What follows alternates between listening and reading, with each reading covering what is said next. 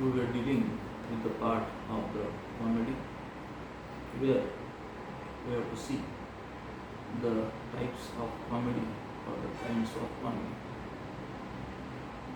Shakespeare's comedy may be labeled as comedy of romance and humor.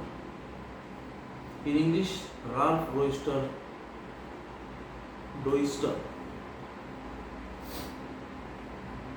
is the first comedy. However, Friar Bacon or Friar Burn Guy by Greens gives a pattern for comedy writers in the Elizabethan and the Jacobean period.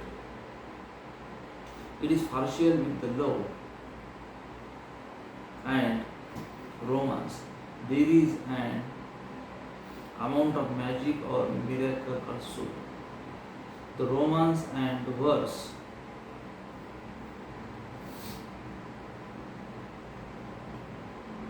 were meant for the learned and the higher class, and farce was meant for the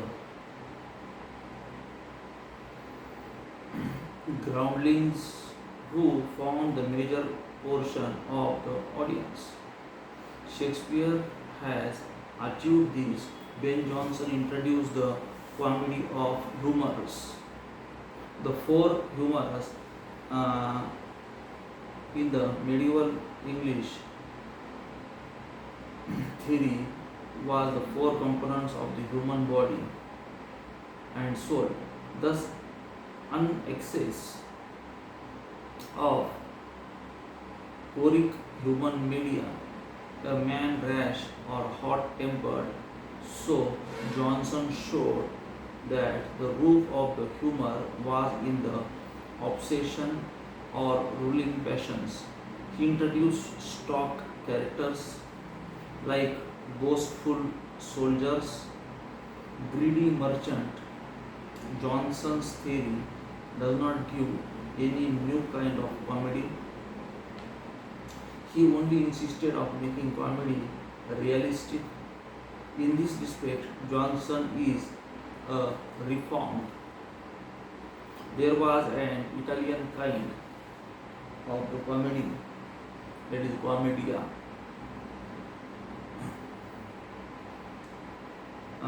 which was more theatrical than literary, generally improvised by the actors themselves, as in the mystery and miracle plays. They created some stock characters. The term comedy of manners is applied to the restoration dramas or dramatists, but it can flourish in any highly civilized urban society. Sheridan and Oscar Wilde wrote them after the Restoration. It is generally more or less satirical, though in the good-natured way. The Restoration plays were labeled as immoral, and Jeremy Collier attacked them in his famous essay Short View of Immortality and Profaneness of English Stage. Yet the playwrights have only exposed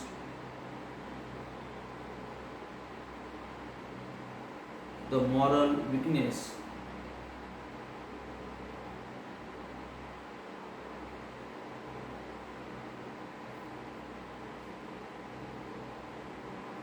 of particular social group, asking us to laugh at it and not necessarily to approve it. They have only copied nature. It is highly artificial form of drama, full of verbal wit and inclined to be cynical. For these reasons, it was disliked by the sentimental ones. As a reaction to that, There came sentimental comedy of Richard Steele.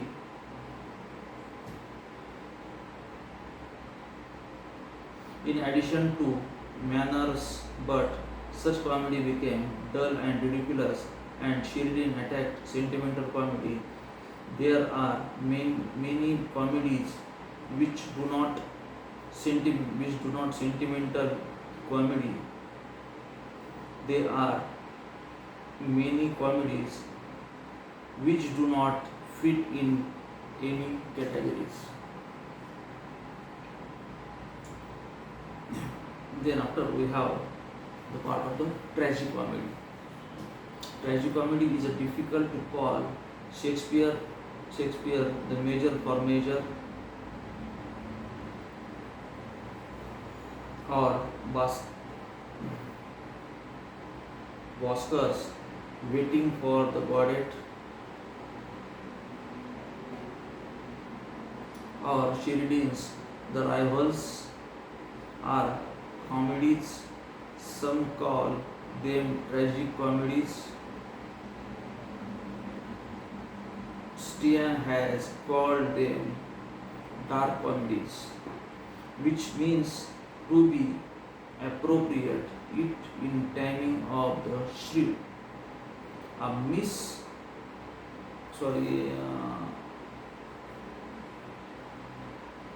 Midsummer's Night Dream or Winter's Tale are good natured, optimistic, and sunny. Troilus and Cressida or Measure for Measure shows a different Shakespeare. These are bitter, sardonic, and satirical.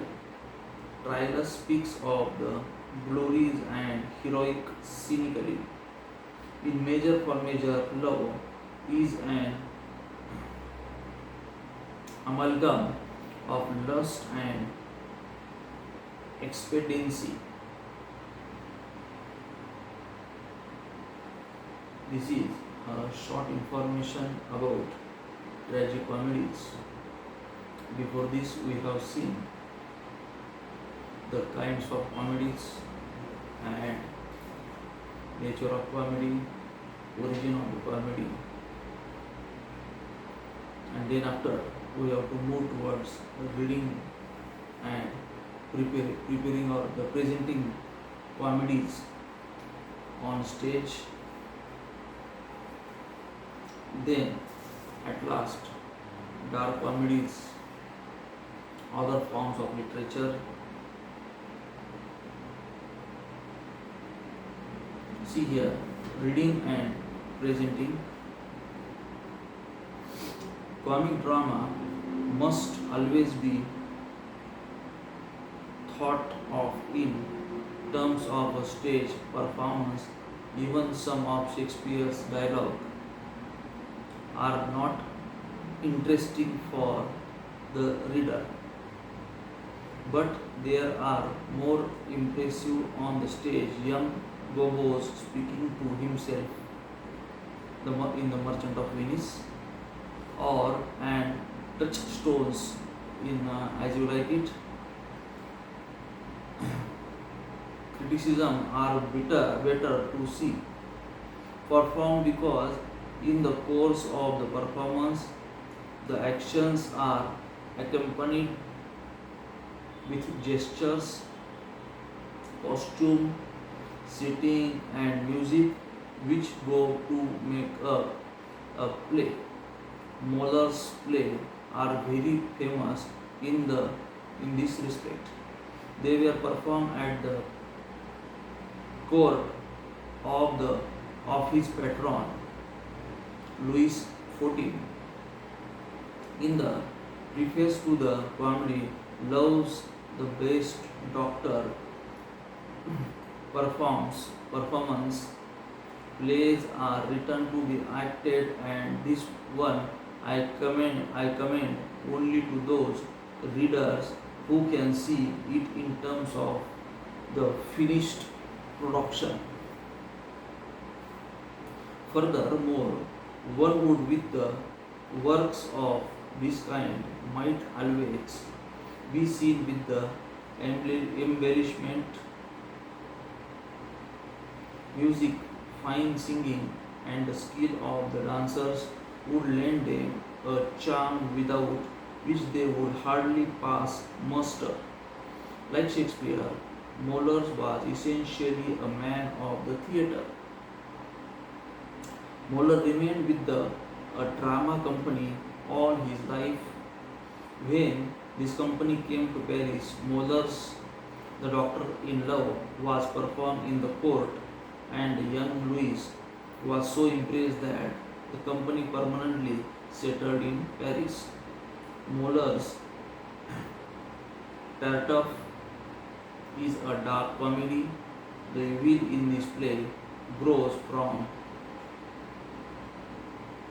religious hypocrisy. The play was banned. His mother's play, The Would-Be Gentleman and The Miser, are supreme example of the comedy of humors. They have ingeniously contributed comical situations. They have precise and lively dialogues. The classical English comic dramatists have also been able to provide stage-able scenes. The dual scenes in the Twelfth Night or in the Rivals, that is by Sheridan, have more amusing effect when performed it. The Rivals, the reluctant Bob Acres has allowed the Sir Lucius O'Trigger to involve him in a duel with Ensign Bravery. In Sheridan's The School for Scandals, the curtain scene is one of the memorable one when it is actually performed on the stage. Goldsmith's She Stoops to Conquer by William Goldsmith whilst the importance of being earnest and G.B. Shaw's Pygmalion are of this class. These have brilliantly contributed, scene carried through in elegant and lively dialogues, which are the essence of good stage comedy. Thank you. With this, I conclude. Thank you. Good day.